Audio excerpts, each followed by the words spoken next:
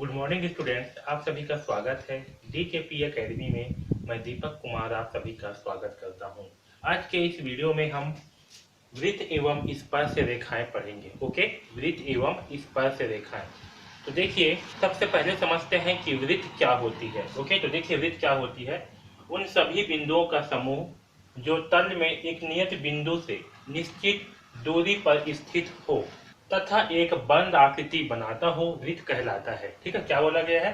उन सभी बिंदुओं का समूह जो तल में एक नियत बिंदु से निश्चित दूरी पर स्थित हो। ठीक है, एक तल है, एक तल में एक निश्चित बिंदु से निश्चित दूरी पर स्थित हो।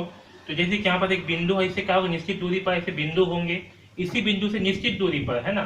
तो ऐसे एक चारों ओर जो है बिंदु बिंदु होंगे, है, क्योंकि यहाँ से एक निश्चित दूरी पर है। ओके, और एक बंद आकृति बनाता हो। और कैसा हो? एक बंद आकृति। जैसे ये आकृति क्या है? बंद है पूरी तरह से, तो एक बंद आकृति बनाता हो, आपका वृत्त कहलाता है। ये क्या है? ये जो है एक वृत्त है। ठीक है, ये क्या है? एक वृत्त है। अब देखो, वृत्त में हम पढ़ेंगे केंद्र और त्रिज्या। तो ये जो वृत्त है, इसका जो केंद्र बिंदु है, ठीक है, इसका क्या है? जो सबसे केंद्र बिंदु है, केंद्र का बिंदु, इसे हम केंद्र कहते हैं। इसे जनरली जो है ओ से दर्शाया जाता है। किससे? ओ से दर्शाया जाता है। अब देखिए त्रिज्या। तो वृत्त के केंद्र से वृत्त के किसी भी बिंदु तक की दूरी, ये वृत्त का केंद्र है। यहाँ से वृत्त के किसी भी बिंदु तक की दूरी, ये क्या है? ये जो है आपके बाउंड्री, ये आपका वृत्त के बिंदु है। तो केंद्र से ये जो वृत्त की बिंदु है, यहाँ तक की दूरी को हम क्या कहेंगे? इसे जो है हम त्रिज्या कहेंगे। क्या कहेंगे? इसे हम त्रिज्या कहते हैं। इसे आर से दर्शाया जाता है। किससे? आर से दर्शाया जाता है। ओके, ठीक। तो वृत्त का केंद्र को केंद्र कहते हैं, और वृत्त के केंद्र से वृत्त के किसी बिंदु तक की दूरी को वृत्त की त्रिज्या कहते हैं। ओके, अब चलिए जीवा क्या होती है, इसे जो है समझते हैं। तो देखिए, कागज पर एक वृत्त खींचकर उसकी परिधि पर कोई भी दो बिंदु ले। ओके, ये क्या है? एक कागज पे हमने क्या किया? एक वृत्त बना लिया है। अब इसकी परिधि पर कोई भी दो बिंदु ले सकते हैं। ठीक है, यहाँ ले, चाहे यहाँ ले, चाहे यहाँ ले, चाहे यहाँ ले, या कहीं भी। ठीक है, दो बिंदु लेने पर, ओके, इन दोनों बिंदुओं को मिलाने पर, ठीक है, अब क्या करेंगे? इन दो बिंदुओं को मिलाएंगे। जैसे कि हमने यहाँ एक बिंदु लिया है और यहाँ एक बिंदु लिया है, तो बिंदु क्या किया? आपस में मिला दिए। ठीक है, वैसे ही यहाँ एक बिंदु लिए, एक बिंदु यहाँ लिए, इस बिंदु के हम मिला दिए। यहाँ एक बिंदु लिए हैं और यहाँ एक बिंदु लिए, इस बिंदु को वैसे मिला दिए। तो इन दो बिंदुओं को मिलाने पर जो रेखाखंड बनता है, ठीक है, यहाँ क्या हो रहा है? एक रेखाखंड बन रहा है। ये क्या है? एक रेखाखंड। रेखाखंड यानी कि रेखा का खंड। तो ये जो बिंदु है, जैसे कि बिंदु को मैं नाम देता हूँ PQ, ये हो गया PQ बिंदु, इसे दे दिया AB, तो ये हो गया AB बिंदु। ओके, तो इन बिंदु को मिलाने पर जो रेखाखंड बनता है, यह रेखाखंड वृत्त की जीवा कहलाती है। ठीक है, तो ये जो रेखाखंड है, ये जो PQ रेखाखंड बन रही है, यही रेखाखंड आपकी क्या कहलाएगी? वृत्त की जीवा। यहाँ CD क्या है? एक रेखाखंड है। क्या है? वृत्त की जीवा है।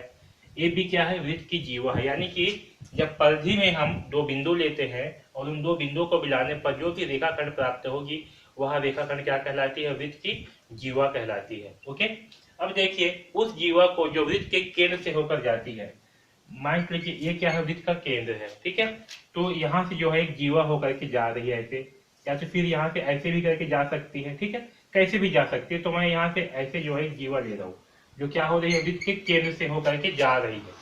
ठीक है, इसका नाम दे देता हूँ A, और वैसे इसका नाम दे देता हूँ C और E। ठीक, तो यहाँ पास जो A और F है, ये क्या हो रही है? वृत्त के केंद्र से होकर के जा रही है। ओके, तो उस जीवा को जो वृत्त के केंद्र से होकर जाती है, वृत्त का व्यास कहते हैं। ठीक है, समझ में? तो जो जीवा वृत्त के केंद्र से होकर के गुजरेगी, उस जीवा को क्या कहेंगे? वृत्त का व्यास कहते हैं। ठीक है, और वृत्त जो है, वृत्त की सबसे बड़ी जीवा व्यास होती है। ठीक है, वृत्त की सबसे बड़ी जीवा क्या होगी? व्यास। अगर हम नापेंगे तो सबसे बड़ी जीवा क्या होगी? व्यास होगी। यानी कि जो जीवा वृत्त के केंद्र से होकर के जाएगी, वह सबसे बड़ी जीवा होगी। ठीक है, समझ में? तो हमने क्या क्या पढ़ा? जीवा पढ़ा और व्यास पढ़ा। ठीक है, अब यहाँ पर देखिए वृत्त का चाप। तो वृत्त की परिधि पर कोई दो बिंदु A और B हो तो, ठीक, जैसे कि ये वृत्त है, इस पे हमने क्या किया? दो बिंदु ले लिया, यहाँ ले लिया और यहाँ ले लिया। ठीक है, दे दिए बिंदु A नाम, इसे दे दिया बिंदु B नाम। ओके, A हो तो वृत्त दो भागों में बढ़ जाती है। वृत्त क्या होगी? दो भाग में बढ़ जाएगी। ओके, इस एक भाग को हम दे देते हैं नाम M, और इस भाग को दे देते हैं N। ओके, तो देखिए इसमें वृत्त का एक भाग छोटा हुआ, एक भाग बड़ा होगा। अब देखिए इसमें क्या है? वृत्त का ये वाला भाग, ये जो नीचे वाला भाग है, ये भाग क्या है? ये वाला भाग जो है वृत्त का छोटा भाग है। ठीक, ये वाला भाग जो है वृत्त का छोटा है और ये जो ऊपर का भाग है क्या है वृत्त का बड़ा भाग है। ठीक है, तो ये वाला भाग क्या है वृत्त का छोटा भाग और ये वाला भाग क्या है वृत्त का बड़ा भाग। तो वृत्त के छोटे भाग को लघु चाप कहते हैं, इसे हम क्या कहेंगे, ये वाला जो भाग है ए एम बी, इस भाग को हम क्या कहेंगे लघु चाप कहेंगे। और वृत्त का जो बड़ा भाग है यानी कि ये वाला भाग, ये जो ऊपर का भाग है ये बड़ा वाला भाग, इसे हम दीर्घ चाप कहेंगे। ठीक, तो यही जो आपका ये वाला जो पार्ट है ना, ये बिंदु ए और बी, ये इसी जो है हम चाप कहते हैं, समझ में। और ये जो ऊपर वाला भाग ये भी आपका चाप है, लेकिन इस चाप को क्या कहेंगे बड़ा चाप कहेंगे, इस चाप को छोटा चाप कहेंगे। ठीक है, या फिर लघु चाप कहेंगे, इसे जो है दीर्घ चाप कहेंगे। ठीक है, तो चाप जो है सबको समझ में आ गया। अब देखिए जैसे कि कोई एक वृत्त है, ठीक है, क्या है एक वृत्त है, इस पे एक बिंदु लेते हैं हम ए, क्या लेते हैं बिंदु ए। अब कोई है जो इस वृत्त को क्या कर रही है पूरी तरह से ऐसे करके पूरे चक्कर लगा रही है। ठीक है, और चक्कर लगाते हुए क्या कर रही है वापस इस ए बिंदु पर वापस आ जा रही है। ठीक है, कोई वस्तु है या फिर कोई भी हो, इस वृत्त पे क्या कर रही है चक्कर लगाते हुए जा रही है और घूम करके पूरा ए बिंदु पर वापस आ रही है। इसे हम क्या कहते हैं, इसे हम परिधि कहते हैं। क्या कहते हैं, परिधि। ठीक है, देखिए यदि यह मान ले कि कोई बिंदु ए से वृत्ताकार पथ पर गति करता हुआ बिंदु ए पर वापस पहुंच जाए, तो इस बिंदु के द्वारा तय की गई दूरी या तय की गई पथ की लंबाई वृत्त की परिधि कहलाती है। क्या कहलाती है, ये वृत्त की परिधि कहलाती है। यानी कि ये जो वृत्त है इसका पूरा का पूरा जो दूरी है, ठीक है, ये इसके द्वारा जो पूरी का पूरी दूरी है इसे हम क्या कहेंगे, परिधि कहेंगे। ठीक है, दूसरे शब्दों में हम कह सकते हैं कि वृत्त का परिमाप को सामान्यतः परिधि कहा जाता है। ओके, ठीक है, जो वृत्त का परिमाप है उसे हम क्या कहेंगे, वृत्त के परिमाप को जो है हम वृत्त का परिधि कहेंगे। ठीक है, तो वृत्त के परिधि को ही वृत्त का परिमाप कहा जाता है या फिर वृत्त के परिमाप को ही हम वृत्त का परिधि कहेंगे। ठीक है, समझ में। तो हमने क्या समझा, हमने समझा चाप क्या होती है और परिधि क्या होती है। चाप क्या होगी, जब जैसे इसमें कोई दो बिंदु है तो ये ए से लेकर के ये बी तक की जो दूरी है, ठीक है, ए से लेकर के ये बी तक की जो दूरी है इसे हम क्या कहेंगे, चाप कहेंगे। ठीक है, तो जो चाप छोटा होगा उसे लघु चाप कहेंगे और जो चाप बड़ा होगा उसे दीर्घ चाप कहेंगे। आया समझ में। तो ये हो गया चाप और ये हो गया परिधि। अब चलिए वृत्त खंड क्या होती है इसे जो है समझते हैं। तो देखिए एक वृत्त है, ओके, इस वृत्त पे हम क्या करते हैं, दो बिंदु ले लेते हैं। यहाँ पास ले लिए एक बिंदु ए और एक बिंदु ले लिए बी। ठीक है, तो इन दो बिंदुओं को जो मिलाने वाली रेखा होती है, इन दो बिंदु मिलाने पर जो रेखा खंड प्राप्त होती है इसे हम क्या कहते हैं, इसे हम जीवा कहते हैं। ओके, और ये जो एक ए बिंदु और बी बिंदु है इसके बीच की जो दूरी है, ये दूरी इसे हम क्या कहते हैं, इसे हम चाप कहते हैं। ठीक, ये समझ में आया सबको। तो देखिए जीवा तथा चाप के मध्य क्षेत्र को वृत्तखंड कहते हैं। क्या कहते हैं, जीवा तथा चाप के मध्य का क्षेत्र। तो क्या है, जीवा है और ये चाप। ठीक है, यहाँ पास ये ए बी क्या है, चाप है। तो इसके जो मध्य का क्षेत्र है यहाँ पास ये वाली क्षेत्र, ये आपका क्या कहलाएगी, ये आपका वृत्तखंड कहलाएगी। ठीक, आया समझ में। तो अगर इसमें एक जीवा है तो इसमें कितने वृत्तखंड होंगे, इसमें दो वृत्तखंड होंगे। एक वृत्तखंड आपका ये वाला भाग और एक जो है ये वाला भाग, क्योंकि इसमें दो चाप भी है ना। एक आपका ये वाला चाप क्या है, ये बड़ा चाप है, दीर्घ चाप। चलिए अब जो है त्रिज्या खंड क्या होती है इसे जो है समझते हैं। ओके, तो देखिए एक वृत्त पर दो बिंदु ए और बी लीजिए। हमने क्या करेंगे, एक वृत्त पर दो बिंदु ले लिए ए और एक बिंदु ले लिए बी। ठीक है, इसे दे दिए बिंदु ए नाम, इसे दे दिए बिंदु बी नाम। तो बिंदु ए और बी लीजिए, चाप ए बी के सिरों को, ठीक है, ये जो चाप ए बी है ये क्या होगा आपका, ये जो है चाप ए बी होगा, ये वाला है ना, ये क्या होगा, चाप ए बी। ठीक, तो ए बी के सिरों को केंद्र ओ से मिलाकर, केंद्र को चाप ए बी के सिरों से मिलाने वाली त्रिज्या।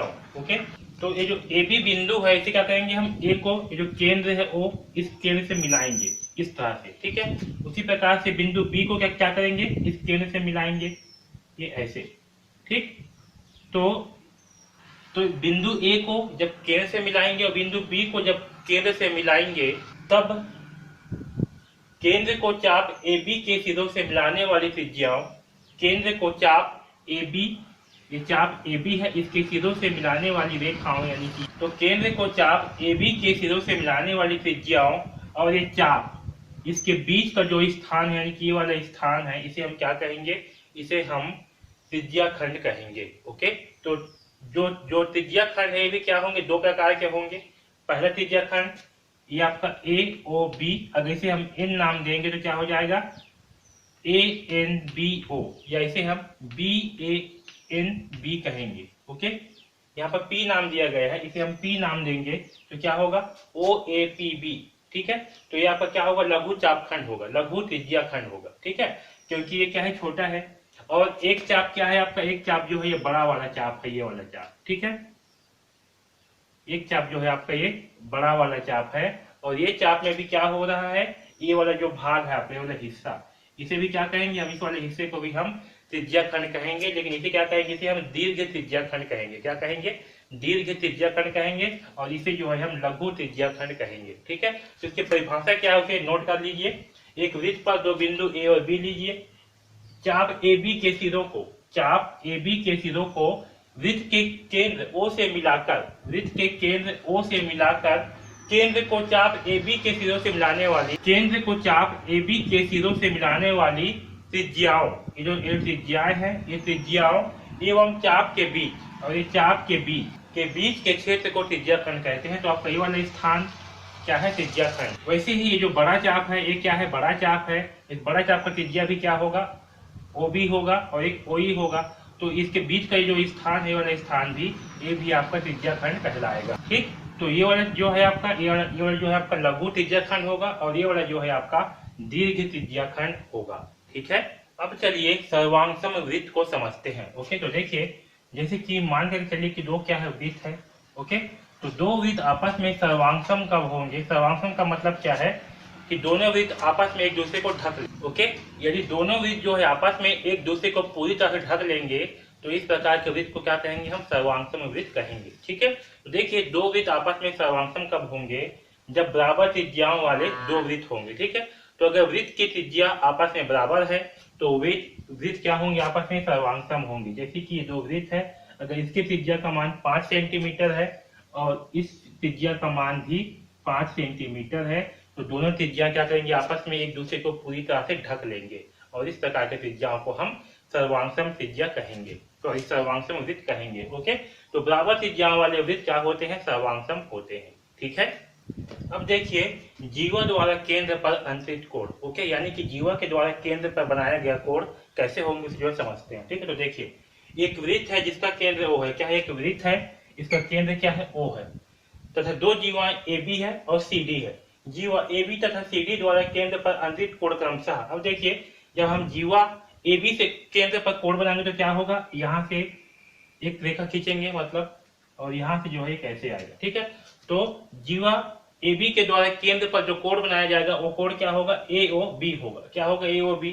तथा जो जीवा CD है इसके द्वारा जो कोण बनाया जाएगा वो क्या होगा, यहाँ से बनाएंगे तो ये होगी ऐसे।